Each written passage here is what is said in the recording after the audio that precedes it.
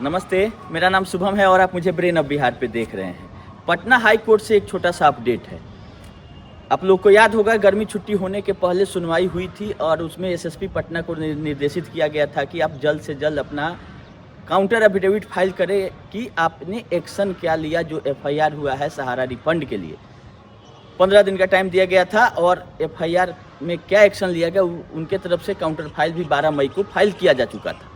क्योंकि गर्मी छुट्टी हो गई, उस समय सुनवाई नहीं हो पाई, लिस्टिंग नहीं हो पाई। अब जाके जब रीओपन हो चुका है माननीय पटना हाई कोर्ट, पहले दिन से ही लिस्टिंग का प्रयास जारी था। हम इस पर नज़र बनाए हुए हैं। 16 को भी हुआ था लिस्टिंग, फिर उस दिन भी बारी नहीं आया केस का। कल भी हुआ था, 17 को भी। अब 17 वाले डेट में भी कुछ मामले को लिया गया, लेकिन 166 नंबर पे लिस्टिंग था उस मामले की। जो जस्टिस संदीप कुमार सर हैं, उनके बेंच में सुनवाई होनी है, इसीलिए ज़्यादा इम्पोर्टेंट है क्योंकि इन्हीं के द्वारा ऑर्डर दिया गया था सुब्रत राय सहारा को पटना हाई कोर्ट में सशरीर उपस्थित होने का। तो उम्मीद लगाई जा रही है कि वो वाकिफ़ है मामला से कि पूरे देश के लोग परेशान हैं, साथ में बिहार के लोग भी परेशान हैं, रिफंड नहीं हो रही है और एफआईआर जो हुआ है उस पर कार्रवाई विभाग नहीं कर रहा है। तो इस बार जो डेट आया है वो 19 को दिखाया जा रहा है, क्योंकि 17 वाले डेट को कैरी फॉरवर्ड कर दिया गया, मतलब उसका बारी नहीं आया। 166 नंबर तक मामला सुनवाई का नहीं पहुंचा। लमसम 100 मामले को सुना जा चुका है 166 नंबर पर। इसका मतलब कि 19 तारीख को आने की उम्मीद है और दिखा भी रहा है पोर्टल पे कि अगली सुनवाई उसके डेट है जो टेंटेटिव है या कैरी फॉरवर्ड के बाद है, वो 19 जून है। तो इसमें कुछ अपडेट आ सकता है, देखने वाली बात है कि क्या होता है। अगला अपडेट है कि एक फ्रेंचाइजी मैनेजर का घोटाला का कल से मीडिया में वायरल हो रहा था। ये सहारा का घोटाला नहीं, ये फ्रेंचाइजी मैनेजर का है, जो कि घोटाला में घोटाला एक होता है और घोटाला के अंदर कोई घोटाला कर दे तो घोटाला स्क्वायर हो गया। तो उन्होंने डुप्लीकेट सर्टिफिकेट जारी किया होगा, जिसके चलते उन पर एफआईआर हुआ है, उनकी अरेस्टिंग हुई है। क्योंकि बहुत ऐसे लोग भी थे पहले जो जमाकर्ताओं से पैसा ले लेते थे और उनको डुप्लीकेट रसीद या कहीं से अपने हाथ से लिखा हुआ कुछ भी, मतलब सहारा के खाता में वो पैसा नहीं गया और उसका अगर क्लेम हुआ होगा तो सामने आ गया कि नहीं भाई ये तो डुप्लीकेट सर्टिफिकेट है। तो उस हिसाब से उन पर 23,40,000 के आसपास का गबन का या 25,40,000 का आरोप लगा है और उन पर एफआईआर भी है, उनकी अरेस्टिंग करके जेल भेज दी गई। ये सहारा का घोटाला नहीं है, सहारा के फ्रेंचाइजी के और उनके कैशियर और उनके मैनेजर का नाम आ रहा है। ये मीडिया में न्यूज़ है। दूसरा, सीमांतो राय पे बहुत सारे लोग अभी भी मान नहीं रहे हैं कि सीमांतो राय सहारा को चला के ही रहेंगे। तो बहुत ही अच्छा कदम है अगर वो चलाने की कोशिश करते हैं, लेकिन इन लोगों को बता कौन रहा है ये पता नहीं चल रहा है। कम से कम सीमांतो राय को सीमा पार से इस सीमा में लेके आइए, तो अपने देश के सीमा में। पहले तो सीमा पार है, तो सीमा पार से सीमा के अंदर आ जाएंगे तब सेकेंडरी बात है कि वो क्या करेंगे। उनको तो हिम्मत हो नहीं रहा है कि सीमा पार करके आ जाए। सुब्रत राय सहारा के मरने पर भी वो सीमा पार नहीं कर सके, तो आज भुगतान के लिए वो सीमा पार करेंगे, इसकी क्या गारंटी है। लेकिन कुछ मूर्खदानी लोग हैं, कुछ लोगों को बलगलाने के लिए वीडियो बनाने वाले लोग हैं, जो कि अपना पिछला वीडियो नहीं देख के फिर से आके नया झूठ बोल जाते हैं और लोग उनको देख भी रहे हैं।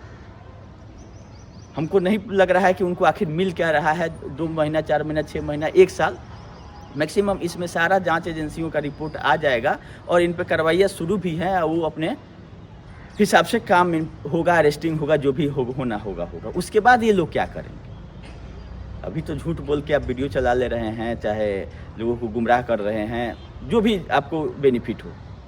आप हम लोगों से ज़्यादा वो लोग समझ रहे हैं कि जो बोल रहे हैं वो नहीं होगा, लेकिन बोलने से बाज नहीं आ रहे हैं।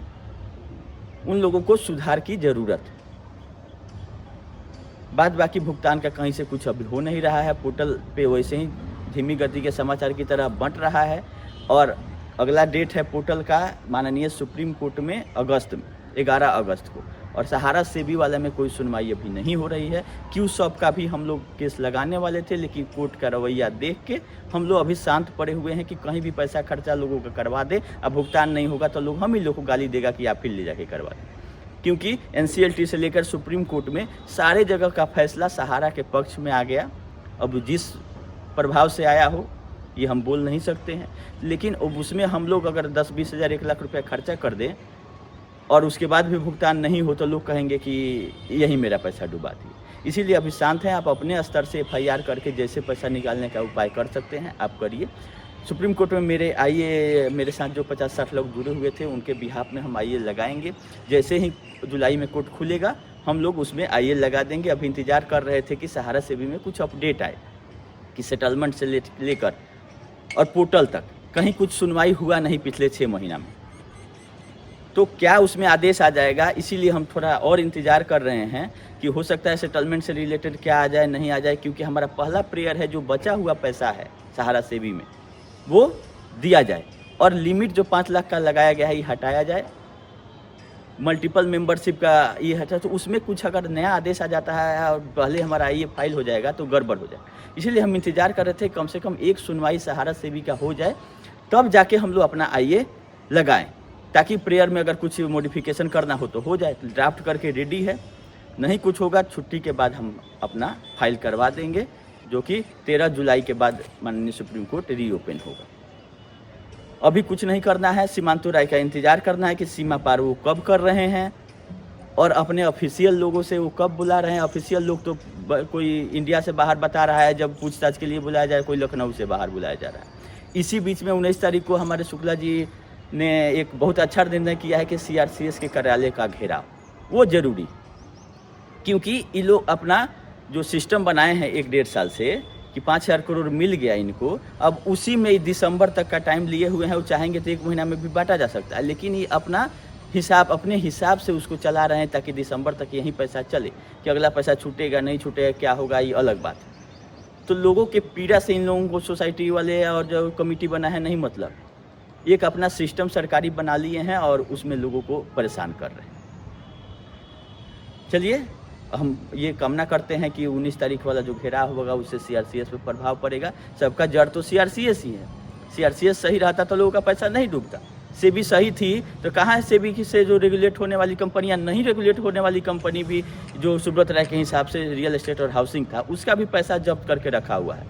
आरबीआई ने फाइनेंशियल का लाइसेंस समय रहते हुए रद्द कर दिया। आईआरडीए ने सहारा लाइफ को अच्छे कंपनी में ले जाके मर्ज कर दिया, लेकिन सीआरसीएस का नाकामी के चलते देश के लोगों का 1 लाख करोड़ का मूलधन डूबने के कगार पर आ गया। तो सीआरसीएस का घेराव भी जरूरी है कि आप कर क्या रहे।